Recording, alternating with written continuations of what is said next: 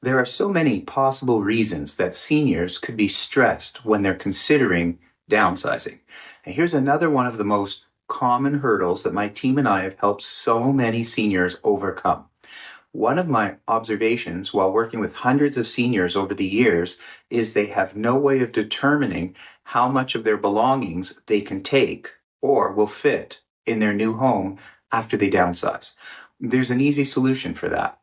On my team of downsizing professionals, I have a move coordinator who will get a specific floor plan of your new suite that you're moving into at your new residence, and they will create a customized floor plan so that you can see exactly what you can take with you and where those belongings of yours are going to fit. If you have questions about downsizing yourself, or if you're helping your parents downsize, email me at mike@downsizing.ca and let's set up a time to chat. I'm happy to answer all of your questions. And if you'd like a copy of my best-selling book, send me an email and I'll give you a link so you can get your own personal copy. Mike@downsizing.ca. Thanks for watching. I look forward to connecting.